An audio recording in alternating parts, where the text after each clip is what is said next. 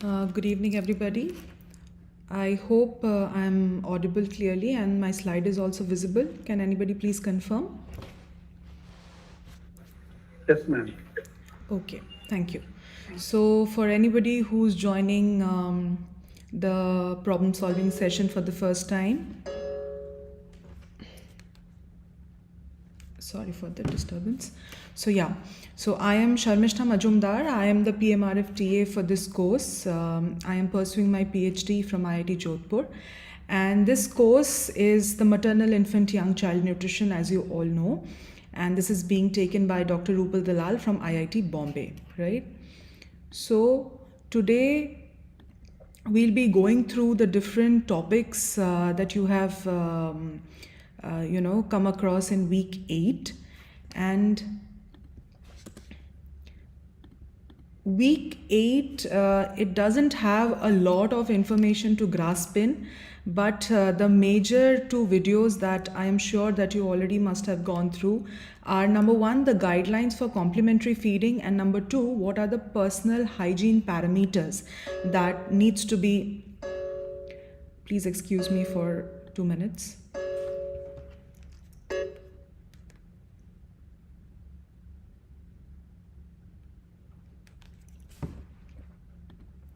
Yeah, sorry about that.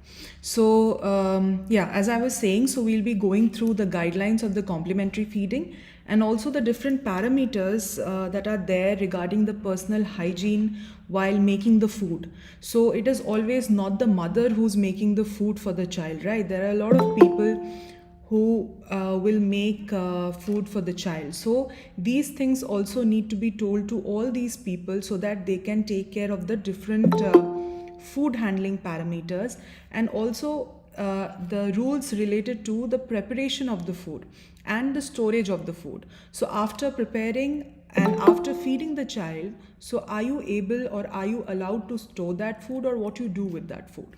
So I have deliberately linked the YouTube links that these are the recorded sessions that you have gone through in the NPTEL portal, but I have deliberately linked them here as well.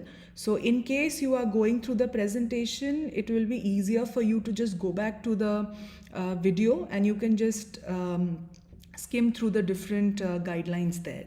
So as I said, there is not much of technical information that needs to be remembered, but the different common guidelines that needs to be kept in mind.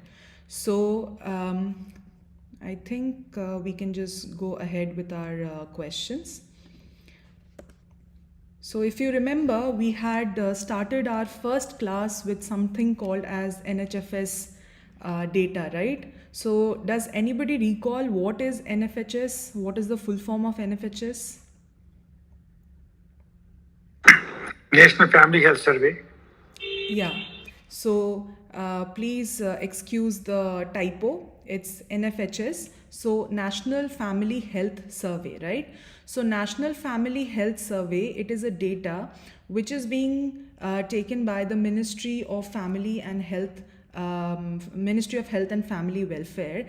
And as we have already gone through these data in the first lecture, if you remember, we have studied about the NFHS 4 and the NFHS 5, right? So does anybody remember what is the time span for the NFHS 4 data?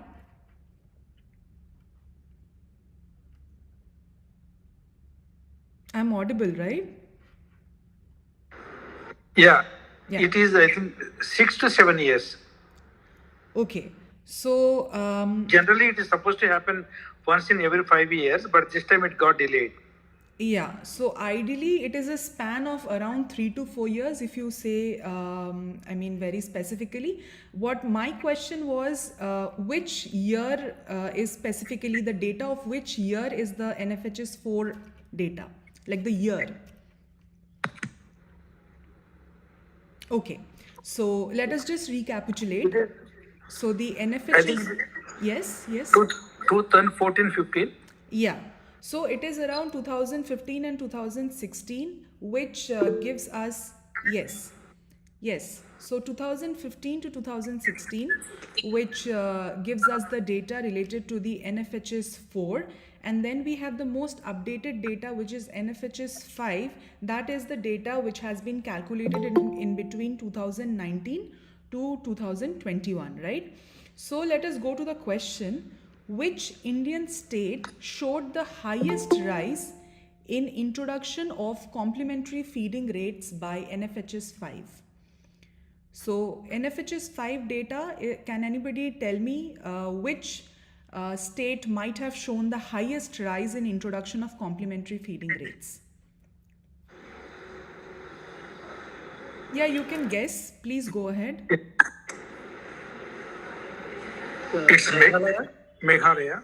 Okay, okay. Any other guesses? Okay. So please read the question again. Which Indian state showed the highest rise? Okay. So let's go and have a look at our answer. Okay. So if you can see the panels on the right hand side in the image, you can see there has been a comparative data which has been given for both the NFHS 5 and the NFHS 4 data, right? So if you go according to the question which says which state has shown the highest rise, so that means in between the yes. The difference between these two Yes, is Himachal Pradesh. yes. So, as we can see, the highest rise. So, if we consider the NFHS 4 data, we can see that in Tripura, in NFHS 4 data, the complementary feeding rates were around 13.6%, right? As you can see that the gray bar which is showing the data of the NFHS 4, so that is only 13.6. But as compared to that, the complementary feeding rates have increased to at least 53.1% in NFHS 5. So according to the question, this says the highest rise. So you can see that Tripura has shown a highest rise of around 40%, from 13 to 53%. So in between the years 2015 and 16 to the years 2019 and 21, you could say that there has been a massive rise in the complementary feeding practices that have been employed in Tripura, right? So the answer to this question is Tripura, but I would suggest all of you to go through the different data. In the first session, I had also said please go through the NFHS 4 and the 5 data very carefully as to the stunting rates, the malnutrition rates, the anemia rates, and also regarding the rates which are there for exclusive breastfeeding and complementary feeding, right? Please go through the state-wise percentages which are given, and also what is the overall percentage of India in each and every case, right? Okay. So here, as we can see, that Tripura shows the highest rise. And I think a lot of you had said Meghalaya, right? So if we consider Meghalaya, so Meghalaya has a considerable similar kind of a situation if we consider both NFHS 4 and NFHS 5, right? So Meghalaya was around 67.4%, and there has been a slightly decrease in the NFHS 5 data, which is around 66.8%. Okay. So please go through the data sets which are available. Again, I would repeat, the statistics are very boring, but the statistics are required for getting the exact, the real world scenario. So please go through these NFHS 4 and the NFHS 5 data. Okay. So we'll move on to our next question. Which of these are important indicators of young child feeding practices? So option A, introduction of complementary feeding at 6 to 8 months of age. Option B, diet adequacy. Option C, both of the above. Option D, none of the above. So anybody? C is the Option C. Right. So as all of you have said, option C. So both of the above, that is introduction of complementary feeding at 6 to 8 months of age and diet adequacy. Can anybody tell me what is diet adequacy? What do you think diet adequacy means? Age-specific introduction of foods and diversity of foods. Yeah, you are correct. But like if we want to tell it very specifically, what do you think diet adequacy is? If we consider the terminology. Amount of food. Yes. Quantity and quality. Yes, the quantity, quality, amount of food, everything is correct. If we consider the diet adequacy, it is one of the most important indicators and something which is known as minimal adequate diet. You must have come across the acronym MAD, right? Minimal adequate diet. So this is very important, right? So there are several, various indicators which are given by the World Health Organization. So according to this question, introduction of complementary feeding at 6 to 8 months of age, very important. And number 2, diet adequacy. How much of food that you are giving to a child of a specific age. So yes, you people have rightly said that. So that is the answer, that both of the above, right? Now, so as I was talking about the different indicators, if anybody is interested, you can go through this piece of document which is available in the internet. You can find it, and this document has been modified, and this is a 2021 version, right? And this talks about the different indicators which are used for assessing the infant and young child feeding practices. So whenever we are assessing something, there has to be some parameters, right? On what parameters will we judge whether it is being done properly or not? Whether share link, okay, I don't have the link at the moment, but you can just type this and you will get it in Google. In case you don't get it, I will provide it, okay? So yeah, so the parameters on which it will be decided, like, okay, whether the child is getting adequate food or not, whether the child is being properly breastfed or not. So these are different parameters which has been designated by the World Health Organization, right? So let us now see what are these different parameters. So there are some complementary feeding indicators that has been designated by the World Health Organization, and as you can see, there are these indicators are the introduction of solid, semi-solid or soft foods, then the minimum dietary diversity, minimum meal frequency, and all of these, right? So you can go through this document and it will be informative, and you can get to know as to how these parameters are utilized to check whether the child is being fed properly or not. So the parameter that we are talking about here is the minimal acceptable diet, right? So in complementary feeding, that is the feeding which is being given to children from 6 months of age to 2 years of age. So what is the minimal acceptable diet? So if we consider what is a minimal acceptable diet, so if we go through the definition, ideally for breastfed children, it is receiving at least the minimum dietary diversity and minimum meal frequency for their age during the previous days, right?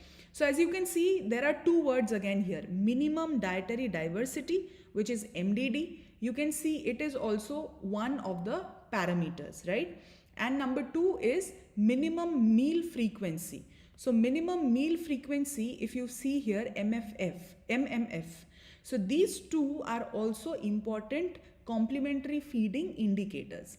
So our minimal acceptable diet indirectly depends upon these two, that is minimum dietary diversity, as you can figure out from the name, diversity. What are the different kinds of food that you are feeding the child, right? We have studied before that there are different food groups that needs to be given to the child. So whether or not you are feeding the same kinds of food to the child, or you are giving the diverse groups of food, right? So that is minimum dietary diversity. Number 2, minimum meal frequency. How many times are you feeding the child? What is the frequency with which you are feeding the child?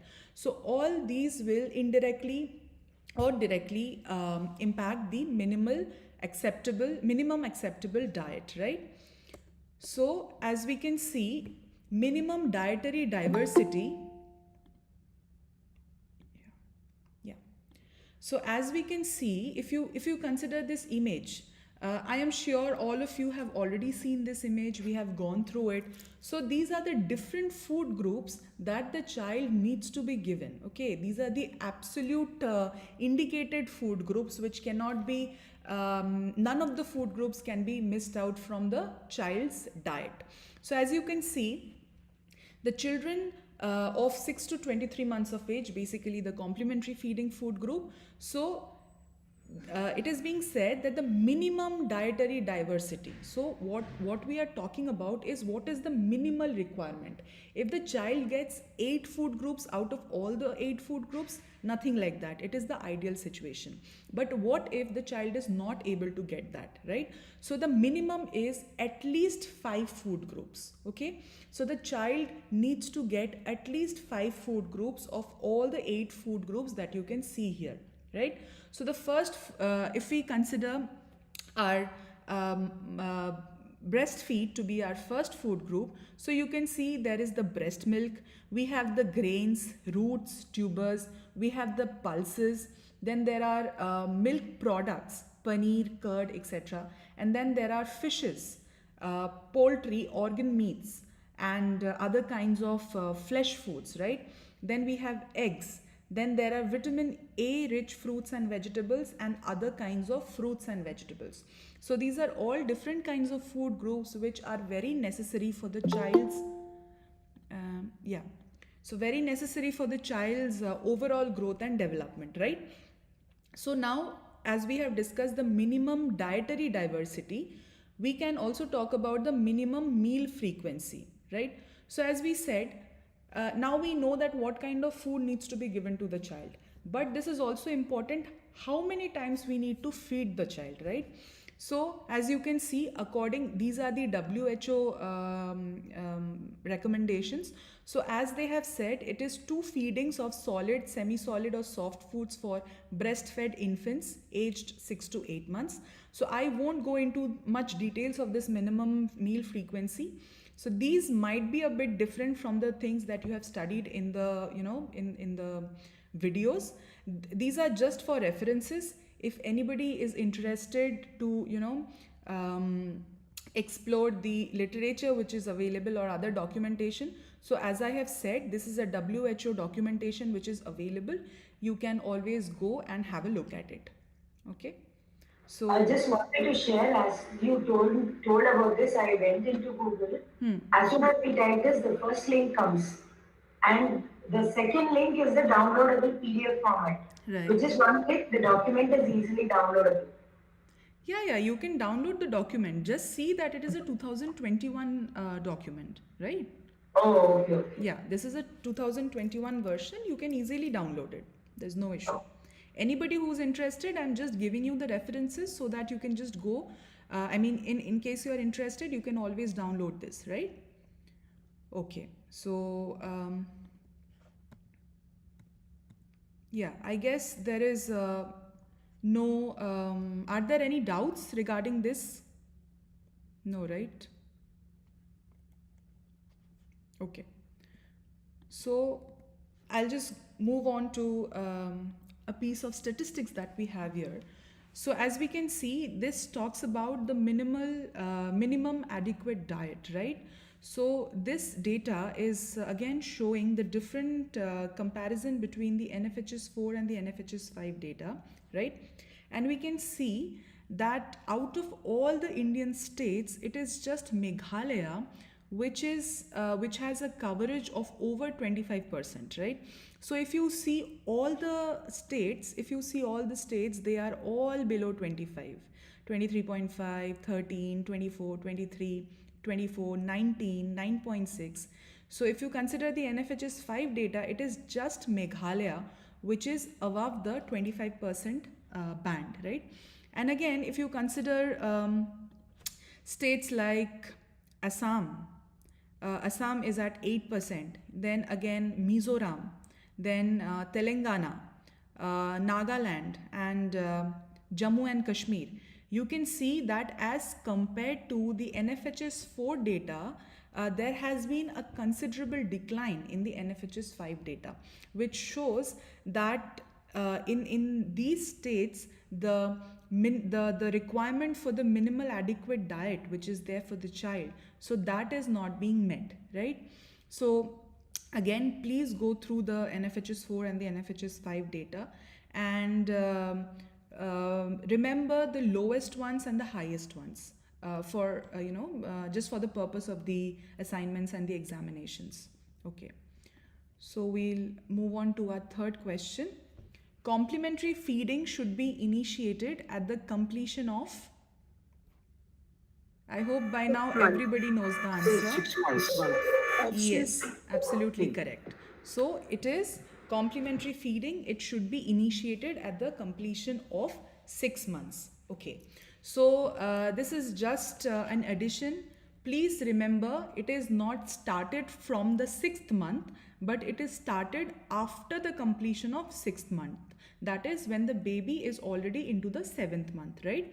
So as we have gone through this in a lot of lectures, when the baby is born, it is important that the breastfeeding is started from the first hour of birth, and then the period till the 6 months should be a period of exclusive breastfeeding, and then from 6 months from the completion of 6 months, that is from the 7th month, the baby now has got requirements other than additional than the breast milk. So that is why the concept of all the other food groups coming to the picture, why now the baby also requires other foods apart from breast milk. So complementary feeding, as I have just discussed, it is the infant's need for, yes, please go ahead. Yeah, actually, this complementary feeding part, no? There are so many mothers with preterm babies, they get confused. Okay. So what they do is they say that my baby is 2 months preterm, so I still have 2 months to go to start complementary feeding. So they end up waiting till the baby turns 8 months and all. No, so ideally, if we are considering about preterm babies, so of course that age, preterm babies, the maintenance and the the requirements would be different. But of course, the 6 months cap, say why we are saying 6 to 8 months of age. So that is a range from which the complementary feeding should be started. So you might have heard about a lot of people starting complementary feeding very early, say 3 or 4 months of age. So that shouldn't be done, or very late, say a year of age. So if it is around 6 to 8 months of age, that is a range, an adequate range from where the mothers can start the complementary feeding. So this calculation would be, the calculation for the preterm babies would be a very, exceptional area where every calculation will differ. But ideally, as we have discussed, from the time of birth, this is the sequence through which the breast milk should be fed, and it is around 6 to 8 months of age, which is the ideal time for starting the complementary feeding. So was I able to answer your question? Yes. Yeah. So it is a range. Like when we say 6 months, it doesn't mean the day the baby just has completed 6 months you start. It is an ideal range. So it should be started from that time. Okay. So yeah. So as I was saying, the infant's need for energy and nutrients, they of course will start to exceed. So from whatever was being provided only by the mother's breast milk. So now that will be sufficed by the other kinds of food along with the breast milk. So hence, complementary feeding should be initiated at the completion of 6 months, but of course the range is 6 to 8 months of age, right? Okay. So we'll move on to our So as you can see, there are some advantages and some disadvantages of complementary feeding as well. So, of course, we all know that if complementary feeding is not started at proper time, the child will suffer from malnutrition and the child will not be able to gain proper weight, and it will it might lead to different deficiencies of macronutrients and micronutrients. So if complementary feeding is initiated at proper time, so it will prevent malnutrition, it will prevent all these deficiencies, and also anemia. As we know, anemia is a major deficiency which happens in children, be it iron deficiency anemia or be it the vitamin B12 deficiency anemia. So if the food is given to the baby and these different kinds of nutrients are being supplied to the baby, so then these kinds of deficiencies can be prevented. Then again, we also have the different kinds of if you just can recall, we had studied about the different nutrients, the type 1 nutrients and the type 2 nutrients, right? So type 1 nutrients, they are essential for the metabolic functions. Type 2 nutrients, they are essential for the growth. So if all these nutrients, the macronutrients and the micronutrients, they are being supplied through the food along with the breast milk, so from the 6 months of age, there will be proper growth and development of the baby as well. So these are the advantages. But then again, what are the disadvantages? So as we have just discussed, the two important parts of today's lecture or the week 8. So number 1 is the guidelines for complementary feeding, and number 2 is the hygienic practices. So hygiene practices, they are of the utmost importance, because if the food is not being prepared in a hygienic way, if the food is not being given to the baby in a hygienic way, so that might lead to different foodborne diseases. So the child might have diarrhea, the child doesn't have a potent immune system, in a very strong immune system, so that will lead to different kinds of adverse situations if the food is not prepared or given to the baby in a clean environment or in a hygienic manner. Again, it is very important to choose the specific kind of food. As we have discussed, there are different groups, and we know that these different groups, they are rich in different nutrients, right? We have studied about carbohydrates, fats and proteins. So these are the macronutrients. So they are giving energy. Macronutrients, they are giving the energy. So the baby needs energy, and apart from that, the baby also needs the different kinds of the nutrition which is being given through the vitamins and minerals. So all these kinds of food groups should be equally and adequately given to the child. So please remember the importance of complementary feeding and why it is indispensable. And whenever we are telling somebody who doesn't have access to the information that fortunately we need to tell them that these are the advantages and disadvantages, and we also need to motivate them to practice the specific hygiene, the hygiene practices, to employ those hygienic ways in preparing food and also feeding that food to the child.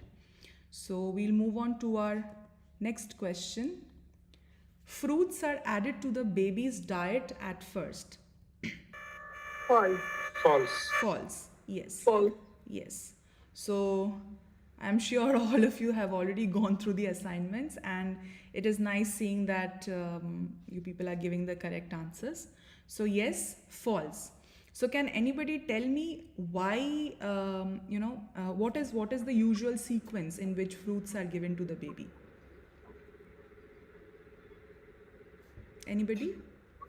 Fruits are given at the last because they are sweet, and once we don't give sweets till the age of 2 years.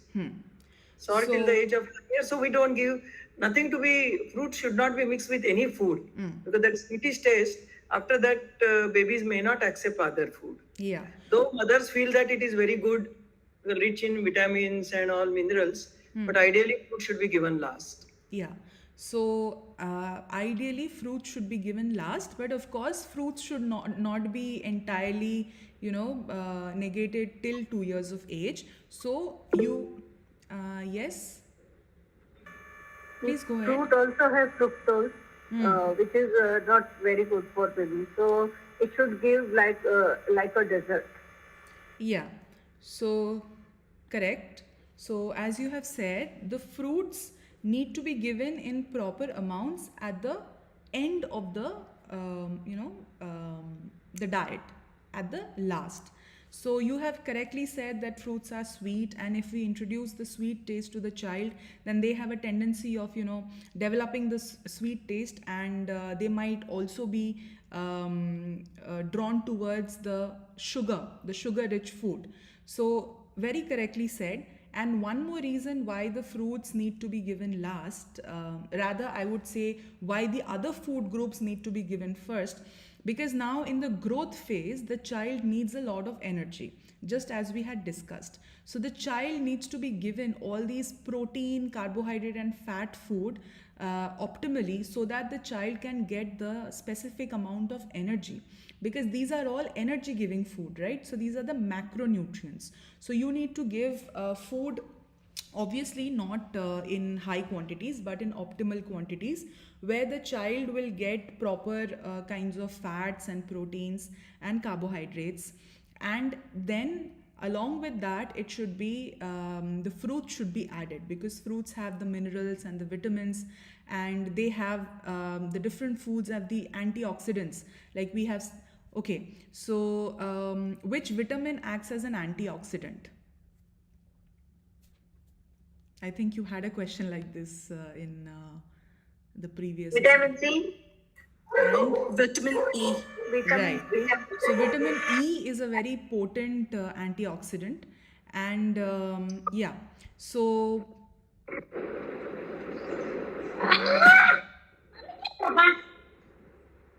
okay. Yeah.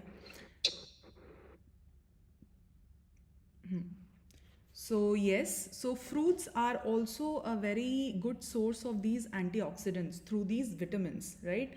So the fruits should definitely be added to the diet, but of course, as you all have already mentioned, what are the reasons that it shouldn't be given to the baby at first, right? And yeah, so before the fruits, the different other food groups also need to be sequentially introduced to the child. So we'll move on to our next question. Which food group should be present every day in a baby's diet till 2 years of age? Anybody with the answer? Option 2, food group 2. And what is food group 2? These are the growth food. Magnesium, then potassium. Okay. So which are the growth factors? Yeah, Nutrition, please go ahead, Sheikh Sana. They're basically proteins and macronutrients are there. Food group 1, which are pulses. And option C. Okay. group So C. I will just help you out to answer this question. So whenever they are mentioning about food group and it is talking about a baby's diet till 2 years of age, please remember that the baby is supposed to get 8 food groups, right? We have discussed about it, and there are different food groups. So I have just shown you, if you can recall. Yeah. Can you see the different food groups here?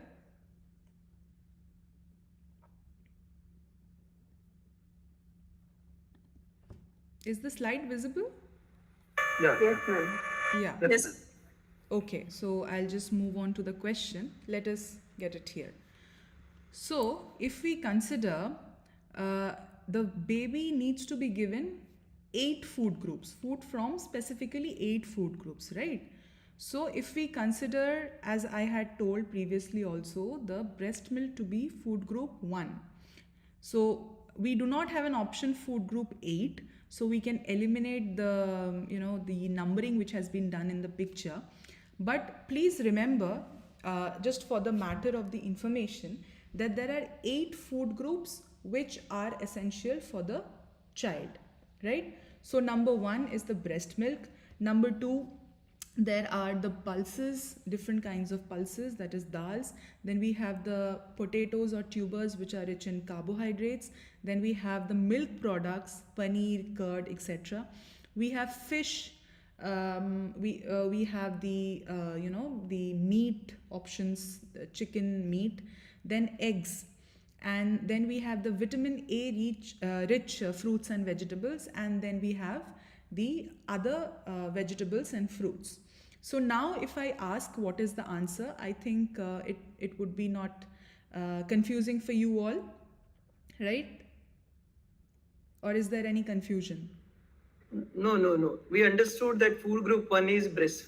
Yes. So out of all these food groups, there is one food group which needs to be given to the child every day, and that is the breast milk, right?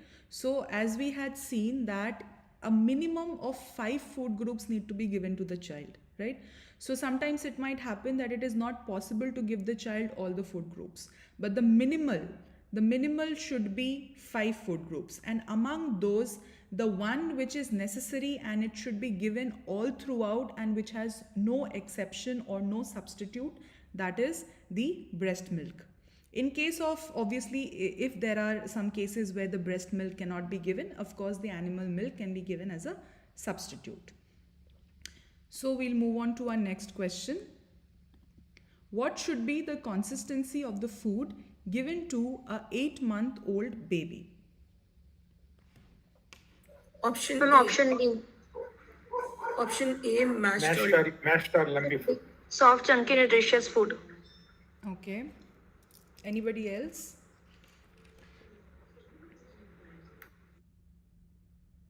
Okay. So let us see the answer. lumpy.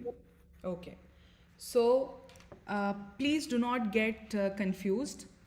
After the completion of 6 months, so the 7 month at the at the verge of 7 months, so in the 7 month the baby is supposed to be given mashed or lumpy food, right?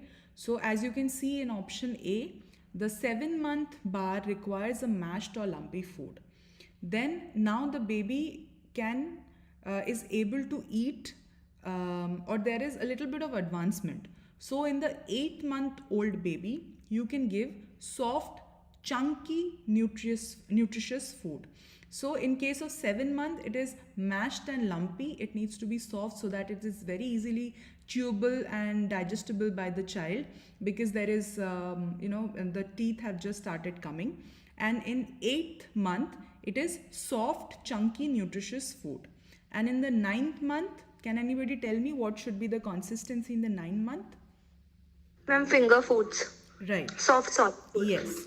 So in the 9th month, the baby should be given soft finger foods. So please remember the different kinds of consistencies of the food that are given at different times, at different ages of the child, right? So 7 month, it is mashed and lumpy food. The 8th month, it is the soft, chunky, nutritious food. And 9th month, it is the soft finger foods. Now, since it is 9 months, so the baby is able to chew on it little by little. So based on what is the age and now whether the child is having the tooth or not, so obviously based on that, the consistency of the food will change, right?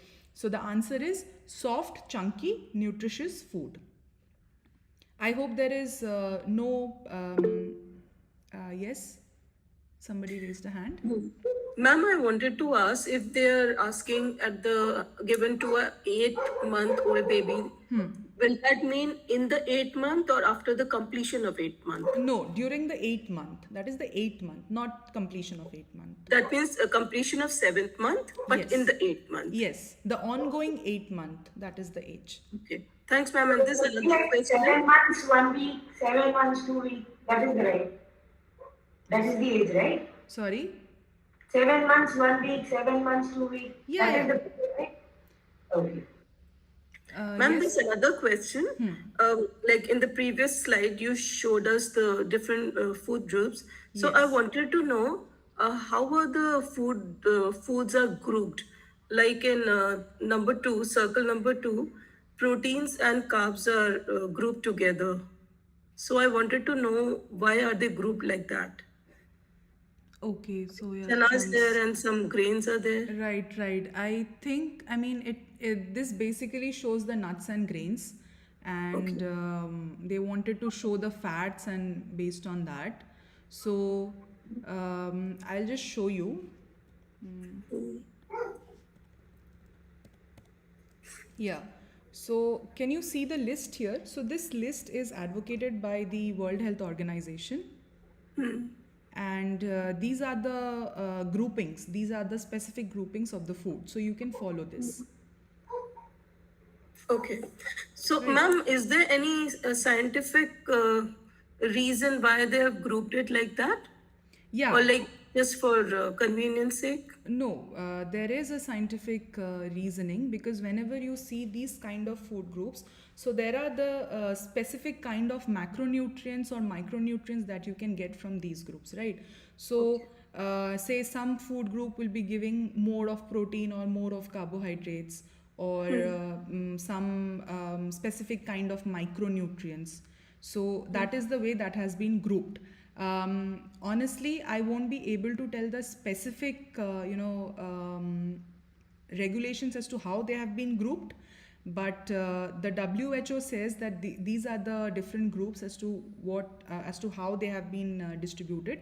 But definitely, it should be the requirement, or what is the, the source they are providing. What kind of macronutrients and micronutrients they are providing. So that is accordingly made into these groups.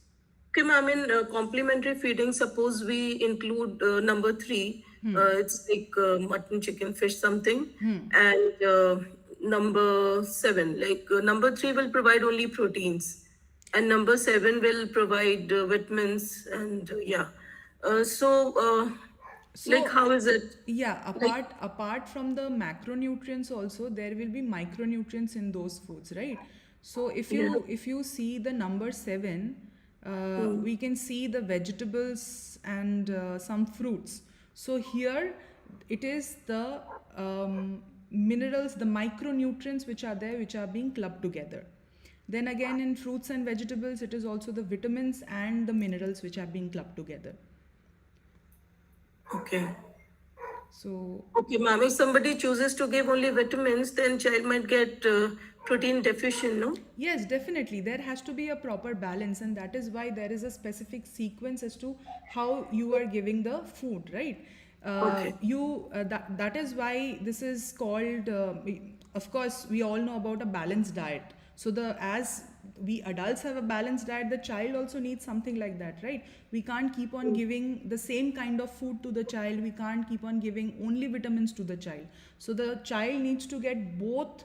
As I'm saying, macronutrients. So the macronutrients, like all carbohydrates, proteins, fats, and then micronutrients. If you remember, we have studied in the first, the second and third sessions that these are the different minerals which are the growth nutrients. So these also have to be given to the child to ensure that the proper growth and development is happening. It is not that the mother keeps on giving only one group. Yes. Yes. Yeah, thanks so much. Yeah. Anybody else was asking something? No, right? Okay. Okay. So we'll move on to the next question. What is the ideal time for the baby to initiate being the part of the family meals? Okay. 1 year. 1 year. Right. So 1 year or 12 months. So as we have gone through how the stages of the food, the consistencies of the food changes for the child. So when the child reaches the 1 year landmark, so of course the child has developed teeth which can help the child to eat on the solid foods, or eat on or feed on the the food that the family or the adult members are having generally. So this is an important so this is an important time frame at the 1 month age or the 12 months, where now the baby can be started giving food like the entire family, right? So we'll move on to our next question. How many meals should be given to a 7-month-old baby per day? It 2 takes times. 2 meals. Yes? 2 Option meals. B, 3 meals. Okay. Anybody else? 3 meals. Okay. So as we know, when we are starting off, we start with 1 meal and then we graduate into 2 meals. And then now when the child has crossed the 6 months lap, so now the child is given more meals. So at 7 month old, the child is given, very rightly said, 3 meals, right? So now if this child when becomes 8 month, so what do you think would be the number of meals that needs to be given to an 8-month-old child? 4 meals. 4 meals. 4 meals. And what would be how many meals would you give when the child attains 1 year of age? 5 meals. Right. Are you making Yes, 5. 3 full So meals and 2 snacks? snacks. 2 snacks. sorry. 3 full meals, Yeah. 3 Yeah. full meals, Right. and 2 snacks. Correct. So please remember, it's very important to remember the graduation as to what are the nutritional requirements of the child and how it can be and how it can be fulfilled with the increasing number of meals. So when the child is small, so that is the requirement, and hence this is the specific number of meals. And now when we have a 7-month-old child, so it is 3 number of meals. And likewise, when the child now can easily go and have food which the adults take, so now the number of meals is graduated to 5. So please remember these numbers. Again, the next question: what should be the quantity of food per meal for a 12-month-old baby? Full cup. Full cup, correct. So if we yes. Full cup, ma'am. Yes, full cup, correct. So as I have said that this is not, full of technical terminologies or technical information, but it is more of general guidelines or general, information that we know, but sometimes we fail to implement. So this is very important that we remember that these are the nutritional requirement of the baby and this is how it is being fulfilled. So very rightly said, for a 12-month-old child, it would be a full cup, right? And for a child who is around 7 to 8 months of age, it will be around half cup. So we'll move on The to... cup, what is the cup size? 200 Yes. ml or Yes, 150 the ml? cup size is around 250 ml.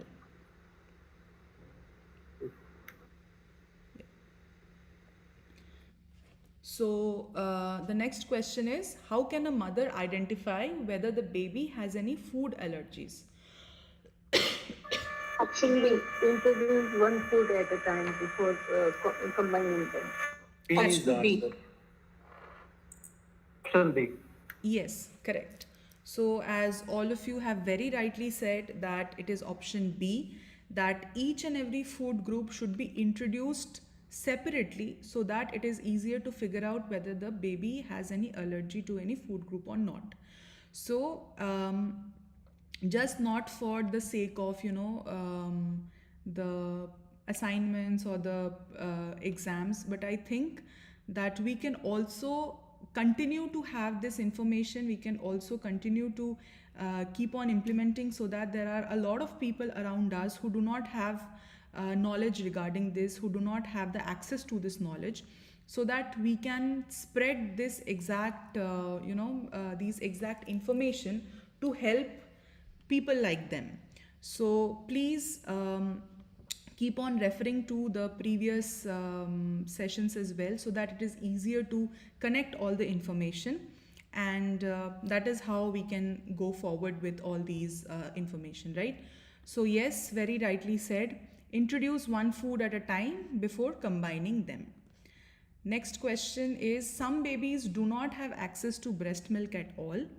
Apart from giving food from the remaining 7 groups, what should be added to their diet? Okay, so before even reading the I was question, I have extremely got the confused. answer. This, it's so confusing because 7 groups, milk would have been added by in that 7 groups. So, it's so confusing with the age group of what the age would be the child's. Okay, So, this is very tricky. please do not get confused. Okay, just read the question carefully. Some babies do not have access to breast milk, right? So here, if breast milk is not there, that means the baby is being given food from the other different groups. So that is fine. Now, what would be the substitute of that breast milk? Now the question is asking you what is the substitute. So as we have studied that the animal milk is a good substitute, but of course because of the deficiency of the casein digesting enzyme, it is difficult to digest for the babies. But of course, if there is no other option where breast milk is not available at all, then the best option would be the animal milk in this case. So as you have correctly said that it is 500 ml of animal milk and 2 extra servings of meals per day. So this 2 extra servings of meals per day, it can be from any other food group. And of course, as I said just a couple of minutes back, it shouldn't be that the same kind of food group is being repeated. If you give vitamin today, you are keeping on giving the same kind of food for the entire month. It shouldn't be like that. So all the food groups, they are being given as we have also seen that there are specific time intervals in which these food groups are being introduced, and how all these food groups are giving in combination. So please keep in mind that the food groups have to be given in combination. So yes, for the sake of this question, it is 500 ml of animal milk and 2 extra servings of meals per day. Okay, but definitely in a practical, if we consider the practical purpose, like this question doesn't have the age of the baby, right? So based on that also, the practicality will it will depend on it. So just for the question part, yes, it's 500 ml of animal milk and 2 extra servings of meals per day. So we'll move on to our next question. Unhygienic complementary feeding practices may cause dash in babies. Option B, diarrhea and vomiting. Okay. Option B, all of the above. Option D, sorry. Yeah. Yes. Please do not be in a hurry. Yes. Read all the options. Okay. So the answer is all of the above. So of course, we all know that if there are unhygienic practices, so that might lead to, the baby developing different kinds of diseases. So of course, the baby has a subdued immune system, and hence the baby is more predisposed to these kinds of diseases. So it may be foodborne diseases which might lead to diarrhea and vomiting. And also the baby can get superadded infection that might cause cold or cough, right? So yes, this is very important, where we need to tell the women in different economic scenarios or different socio-economic situations, where they need to be told that okay, these are the hygienic practices that you need to maintain and why you need to maintain. So this is very important if you need to keep your child healthy, and this is how you'll be keeping your child healthy, right? So yes, the answer to this question is all of the above. So we'll move on to our next question. Type, consistency and amount of food given to the baby primarily depends on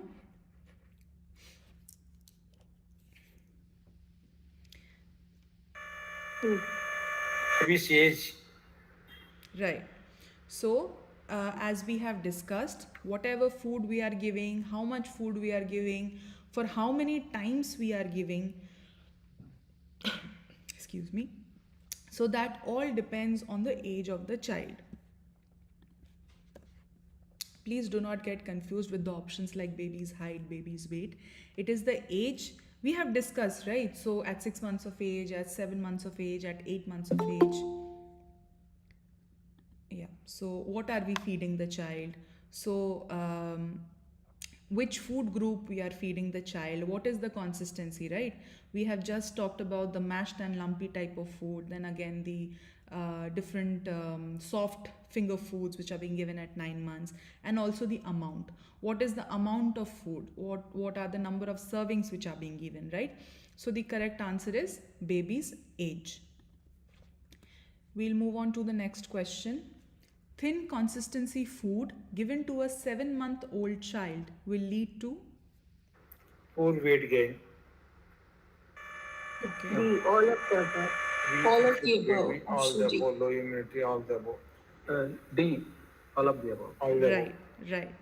So, of course, if we do not give the proper amount, consistency definitely will come from the amount of food which is being given, right? So, if there is more of water in the food, if the actual nutrient is less and the It's option A, poor weight gain. yes, yes. That is one of the correct answers, but also please go through all the other options. Yeah.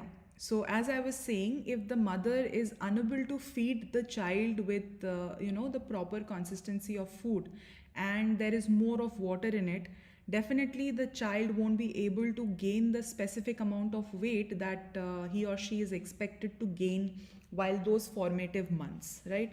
So there will be poor weight gain, and of course the child won't be able to develop that immunity, right?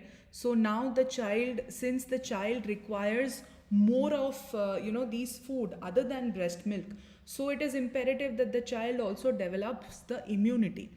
But since the low consistency food is being continuously given to the child, so the nutritional requirement will not be fulfilled, and hence the child will become a sickly child, a weak child, and then there will be low immunity. Of course, these terms are all synonymous. So hence the consistency, as we have just studied in the previous question, the type, the consistency, and the amount.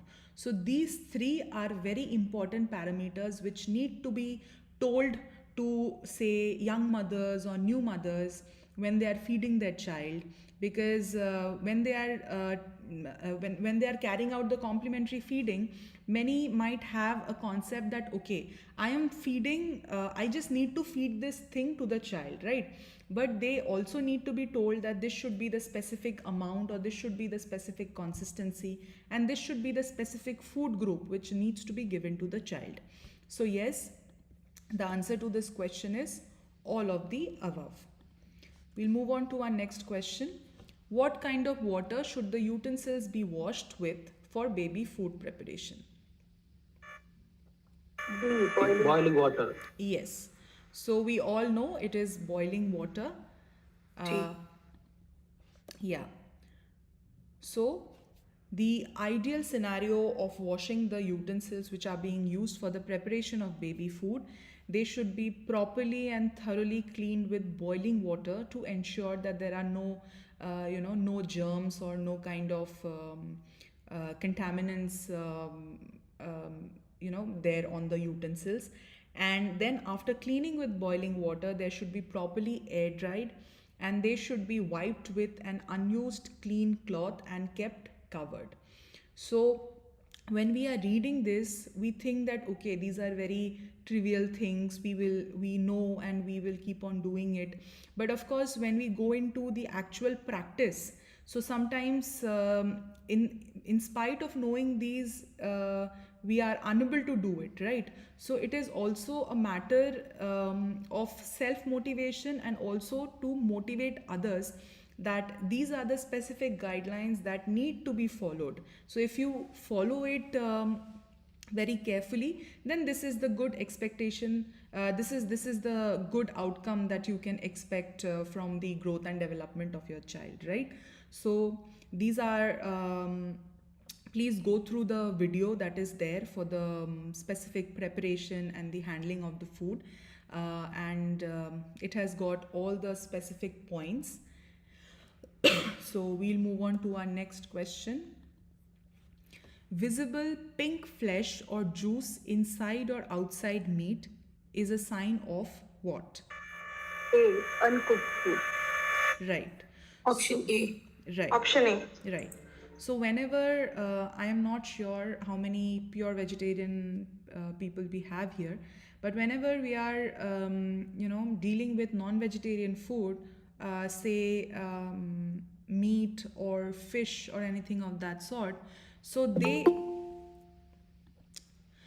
have a tendency of if it is not properly cooked, so say the mussels, the fish, the raw fish or the raw chicken, it is pink in color, right?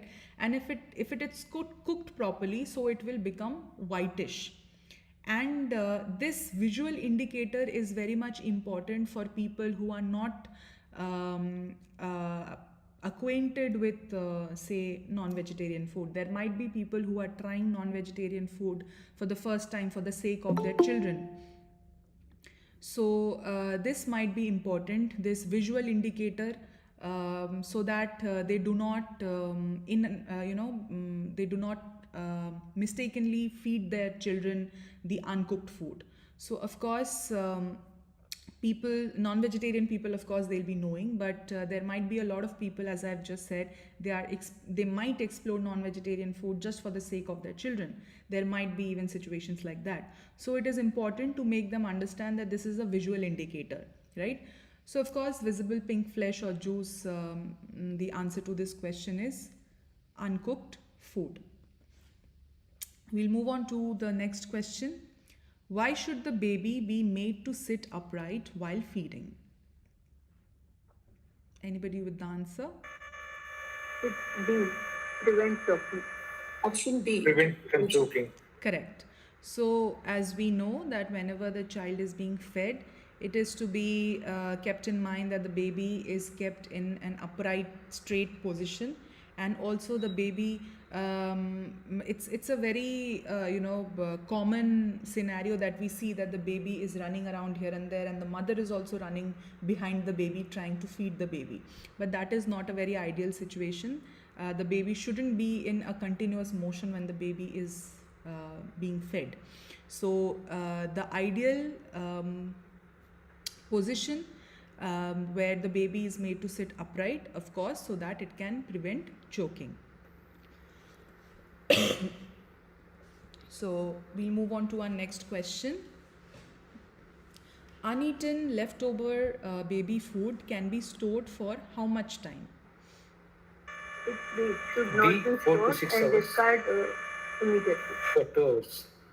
Correct. 2 hours. So yes, anybody else? Yes, B. Okay.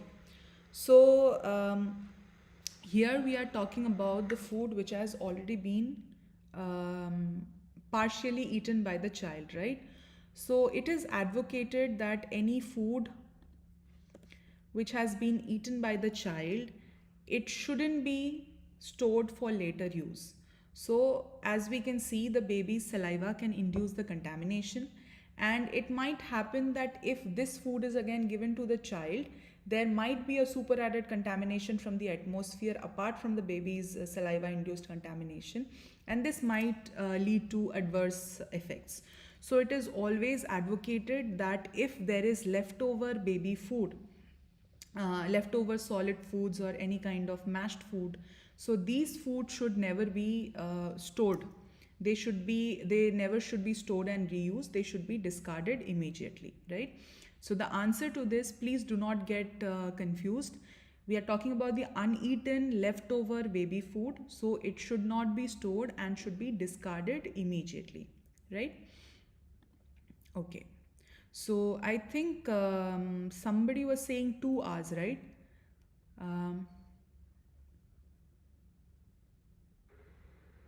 Yeah. So please, I think you might have Confused. Yeah, you might have related that to the residual milk that we were talking about.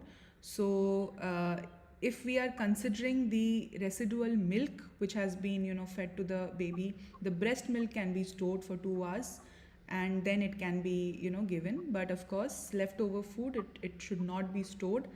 And as we have just discussed, right? Okay. So these are pretty straightforward questions. If the baby food handler has any cuts or wounds, what should they not cover it with?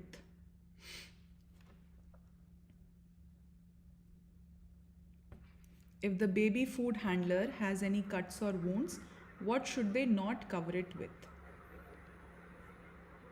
A new cloth. Okay. Option B. Okay. Anybody else? None of the above. Okay. None of the above. Okay, let us go through the question again. If the baby food handler has any cuts or wounds, what should they not cover it with, right? So if we consider... B. Use wet cloths or bandages. Yes. So if we consider the options a new cloth, so there is no harm in using a new cloth, right? Option B, used wet cloth or bandages. Definitely used, number one, used thing, it will increase the chances of more infection. And number two, wet. So as we all know that any wet thing, any moist thing, it increases the chances of bacterial contamination, right? So used wet cloth or bandages should never be used. And none of the above obviously doesn't make sense, and they should not cover it. This option also doesn't make sense because whenever the baby food handler is preparing the food or preparing the food or giving the food to the child, obviously the cut or the wound should not be exposed. So they should definitely cover it, and it should be covered with an unused, dry and clean cloth.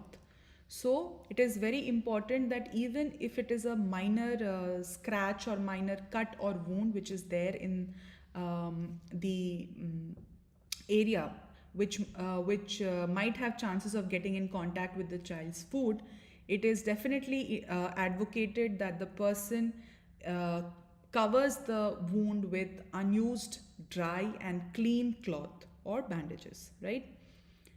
So we'll move on to the next question. In how many days should a new nutritious food be added to the baby's diet? Option C. Every fourth day. Option C. 4th day. Correct. So as we have seen, there are different food groups and we have extensively discussed about it today. Excuse me. So we have discussed about the different food groups that are there and why the food should be given in combination to the child. So the new food group should always be introduced every 4th day. So as it is being advocated, it is always introduced at every 4th day to the previous food. So that will help the child to maintain a balance between the acclimatization of the previous food and also the new food which is being introduced. So it will not be like that the baby is made to have a greater tendency towards only one kind of food. So there will be a balance for the child where he or she will be able to eat all the food groups that are being sequentially and systematically introduced to the baby, right? So every food group should be introduced at a 4th day interval from the previous food group, and they should be given in a proper combination, right? Yes, so every 4th day is the answer. Next question. How much water should be given to a baby while complementary feeding? Option A. Okay. Option A. Okay, so let us go through the options. Option A says 30 to 60 ml twice a day. Option B says 50 to 100 ml twice a day. Option C, only breast milk should be given, and option D, only fruit juices should be given. right? So if we consider the scenario of complementary feeding, we know that the child is already getting some amount of breast milk every day. And apart from that, there is also requirement of water, because water is also one of the 6 groups of nutrients, right? So carbohydrates, proteins, fats, minerals, vitamins, and water. So water is also an essential nutrient that needs to be given to the child. So apart from the breast milk which is being given, the child can also be given water for around 30 to 60 ml twice a day. And preferably, what do you think should be the ideal time for giving this fluid to the child? Half an hour before the lunch. Yes. So ideally, the child can be breastfed, or the water can be given 20 to 30 minutes before or after meals, right? Yeah. So But we can also give in water when the baby demands it. No? yeah, that is definitely, if the baby is demanding water or the situation demands water, then of course you can give that. But that is this is an ideal situation. I mean, this is a required requirement. This is an minimal requirement which is needed for the baby. But say if a situation is there where the baby has choked in food, right? So obviously you have to give water. So those are exceptional situations where you're giving. But apart from that, these are the minimal kind of requirements that need to be given to the baby, right? So this is 30 to 60 ml twice a day, right? And as you Actually, the question is also confusing. It doesn't say minimal requirement. So it varies from a 6 months child to a yes 24 months child. yes, that is correct. But if you again go through the options, you will see 50 to 100 ml twice a day. Only breast milk should be given, only fruit juices should be given. So none of the 3 options they stand corrected, right? So of course, if the baby is on complementary feeding, only breast milk is not given. And we wouldn't really advocate that the baby should be given fruit juices. And also 50 to 100 ml twice a day is not a specific amount which is being advocated. So if you exclude the options, so the answer becomes 30 to 60 ml. Yeah, but definitely that is one point. The question also doesn't have the specific age or anything mentioned. That is also there. Correct. Yeah. So yes, so the breast milk, or I mean the fluids, the breast milk or the water can be given 20 to 30 minutes before or after the meal. So this was the last question for today's problem solving session. And as I have said that the week 8 content, I mean, it's really very simple, but it's difficult to, follow it in practice. So I would suggest all of you to go through all the, recorded lectures that are there, and also the problem solving sessions that we have taken and the study material that has been uploaded. So there are a lot of overlapping concepts. So if we kind of keep on recapitulating it, so I think it will be easier for all of us. So any more questions? Ma'am, one clarification Yes. we needed actually. I have gone through this 9th week material. Yes, okay. The same Regarding videos are there, yes, but questions correct. are different. So I have gone through the material. It is indeed similar, but this can only be solved from the NPTEL team's side. So a lot of you have raised the query. So please wait for a couple of days. I think they'll be checking that. And I'll also put a note regarding the content which is being there. So do not worry, it will be solved, I guess. The solutions for week 7, no? In that, actually, I just wanted to check again, but there is no answers. It's only the question and options. Okay, so all of these, these kinds of logistic queries, I think it's better if you put it directly on the NPTEL, portal. So, How do you do that? okay. So, when you go to your, okay, just give me a minute. I have a question. I'll answer this and get back to you. Okay. Okay. Okay. So, Ananya Bajpai is asking, mother is worried about the child becoming a picky eater. What can she do to prevent this behavior when starting complementary foods? Include a variety of taste before sweet foods. Start with sweet food, start with watery food, and start with oils. Yeah. So the answer has already been shared by Go Green. Include a variety of taste before sweet foods. So as we discussed in today's problem solving session also, that before introducing sweet food, it is also very important to introduce the other kind of food groups so that the baby doesn't develop a tendency to, only have sweet foods. So, of course, the answer is include a variety of taste before sweet foods. I hope your query has been cleared. Ananya Bajpai. Am I audible? Yeah, okay. Yeah. So, yes. So, as I was saying, in the NPTEL portal, where you get to see all your assignments and everything. So if you see on the tab on the upper right hand, you can see ask a question, right?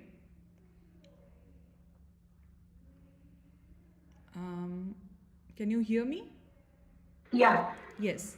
I just found that now. Ask a question and Right. new So conversation. yes, right? so you can put all your queries there. If you have queries related to any material, any course material or any kind of topic, you can put your queries there also, and you can put these logistic issues also there.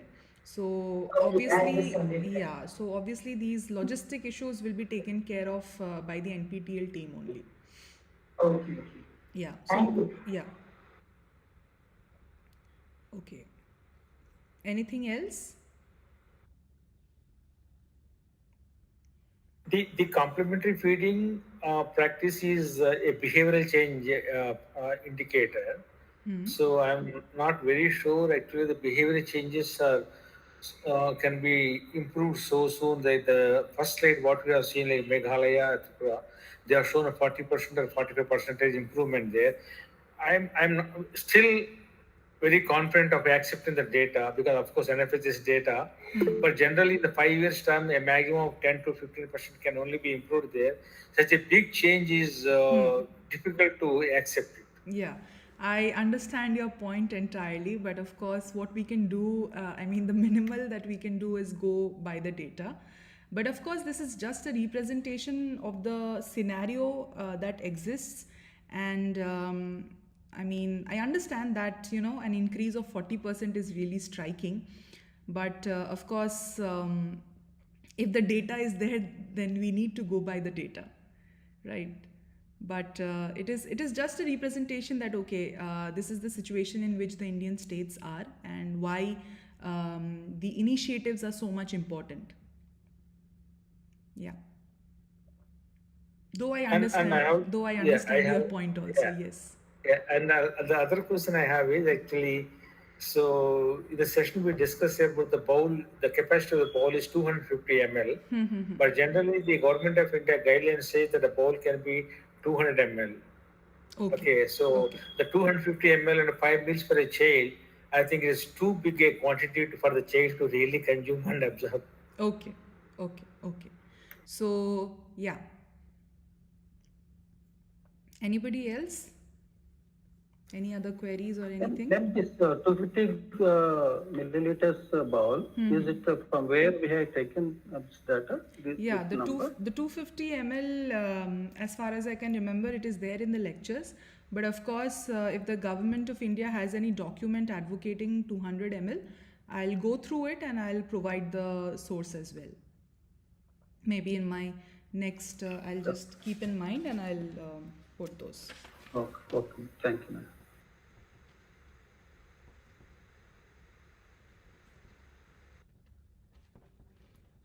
Yeah. So is there any other query related to this week or even the previous weeks? even if there are any queries related to the previous weeks, you can jot them down in the portal, and I can also address them in the problem solving sessions.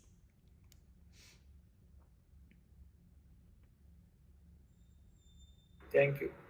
Thank you, ma'am. Okay, thank you. So we'll wrap up for today. Thank you, ma'am. Thank you. And next week we'll be discussing the topics. Yeah, so definitely there is a confusion regarding the week 8 and week 9 content, but let's see. We'll figure that out and we'll discuss accordingly. Okay. Okay. Thank you for joining. Good night, everybody. Good night. Good night, ma'am. Good night. Thank you. Thank you.